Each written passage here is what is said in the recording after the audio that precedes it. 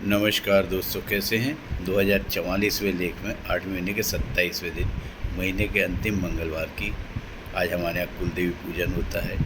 सूरत मलवरी पुत्र निवास स्थान से आप सभी स्नेहीजनों को जय श्री कृष्ण के साथ जय जय श्री राम।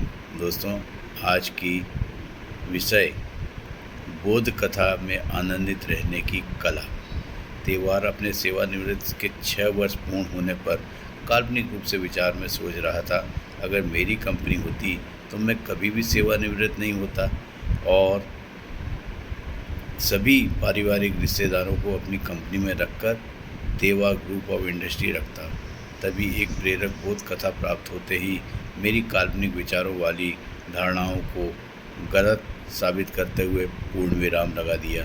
आज इसी को रेखांकित करने का प्रयास किया है। दोस्तों, आज हमारी कुलदेवी की पूजा है। यह इतनी अति आवश्यक है कि कितनी भी विघ्न बाधाएं आ जाएं, हमें करनी ही पड़ती है। संक्षेप में अगर कहें तो घर में किसी की मृत्यु होने पर भी ब्राह्मण के द्वारा या कुल गोत्र के लोगों द्वारा उसके नाम की पूजा करनी ही पड़ती है। इस वर्ष आपके मित्र ने प्रयास करने पर सफलतापूर्वक हम सभी कुल के सदस्यों को एक साथ आज बड़े पुत्र के सूरत निवास स्थान पर एकत्रित करने का प्रयास किया और उत्साहपूर्वक सभी एकत्रित भी हुए, जिसका संपूर्ण त्योहार परिवार को गर्व के साथ गर्व है।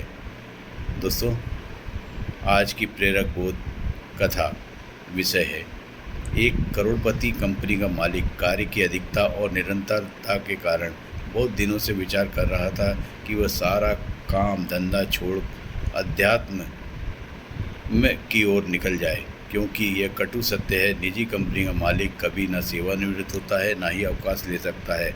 उसे तो कंपनी मोह ही त्यागना पड़ता है। कंपनी के मालिक ने इस बारे में बहुत सोचा विचारा और अपने आध्यात्मिक गुरु को अपनी समस्या बताते हुए कहा, मुझे अपनी कंपनी के लिए कोई योग्य संचालक नहीं मिल रहा। मेरा बच्चा छोटा है, इसलिए वह कंपनी चलाने के योग्य भी नहीं।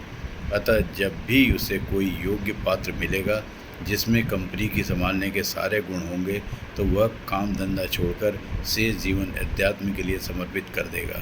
कंपनी के मालिक से आध्यात्मिक गुरु ने कहा, कंपनी की बागडोर मेरे हाथ में दे दो। क्यों नहीं दे सकते? क्या तुम्हें मेरे पर विश्वास नहीं? और क्या मैं सक्षम नहीं? और कोई भी इंसान मिल सकता है क्या तुम्हें मेरे अलावा? कंपनी के मालिक ने संत से कहा, मेरे कंपनी को आपसे ज़्यादा अच्छी तरह भली भांति संभालने वाला और कौन हो सकता है। लीजिए, मैं इसी समय से कंपनी की बागडोर आपके हाथ में सौंप देता हूँ। आध्यात्मिक गुरु ने पूछा, अब तुम क्या करोगे? कंपनी का मालिक बोला, मैं कंपनी इसके खजाने से थोड़े पैसे ले लूँगा, जिससे मेरा बाकी का जीवन शांतिपूर्वक चल सके। आध्यात्मिक गुरु ने कहा, मगर अब खजाने से तो मेरा है, मैं तुम्हें इसमें से एक पैसा भी नहीं लेने दूंगा। कंपनी का मालिक बोला, फिर ठीक है, मैं कोई भी छोटी मोटी नौकरी कर लूँगा और उसमें से जो भी वेतन मिलेगा उसी में गुजारा कर लूँगा।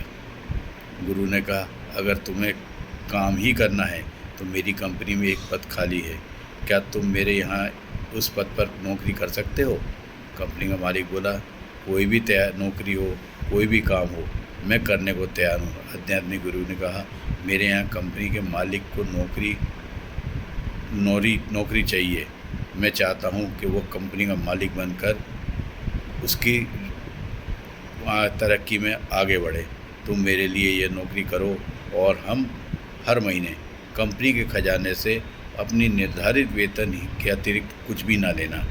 1 वर्ष बाद गुरु ने वापस लौट कर देखा, कंपनी का मालिक बहुत ही खुश था। अब तो दोनों ही काम हो रहे थे। जिस अध्यात्म के लिए कंपनी छोड़ना चाहता था वह भी सब चल रहा था और कंपनी संभालने का काम भी अच्छी तरीके से चल रहा था। अब उसे किसी भी बात की चिंता नहीं थी। दोस्तों, ये इसलिए हो रहा था कि उसने अपने कार्य के समय निर्धारित कर लिया था। इस समय यहाँ पूजा करूँगा, इस समय ये पारिवारिक रिश्ते निभाऊँगा, इसीलिए वह यह सब संभव हो गया। उपरोक्त लेख रूपी कहानी से समझ में आ जाएगा कि वास्तव में कुछ भी हो तो परिवर्तन नहीं हुआ, बल्कि उस कंपनी में कुछ भी तो परिवर्तन नहीं हुआ। कंपनी नहीं नहीं बदली, मालिक नहीं वही है, मात्र दृष्टिकोण ही बदला। त्यौहार का भी मानना है हम सब भी सांसारिक जीवन में अपने दृष्टिकोण की दृष्टि को सही परेशान और उत्साहित और हतोत्साहित या आनंदित होते हैं। त्यौहार के अनुसार मालिक बनकर नहीं, बल्कि यह सोचकर सारे कार्य करें कि मैं ईश्वर के आदेश पर कार्य कर रहा हूँ। अब मेरे कर्म का निर्णय भी ईश्वर ही जाने। मंगलवार की शुभकामना के साथ त्यौहार द्वारा अपनों को इसी प्रेरक संदेश के साथ आज लेख के माध्यम से अनुरोध है, हम सबको अपने अपने कुल देवता या कुल देवी पर अपना जीवन समर्पित कर देना चाहिए। तब हम सब देखेंगे हम हर समस्या और हर परिस्थिति में खुशहाल जीवन जीने के साथ साथ जीवन के किसी भी शिखर पर सुगमता से पहुंच सकते हैं। दोस्तों, आज कुल देवी पूजा में सम्मिलित संपूर्ण त्यौहार परिवार आप सब शिखर पर पहुँचे स्नेही मित्रों को नमन, वंदन, अभिनंदन एवं जय जय श्री राम के उपरांत नमस्कार।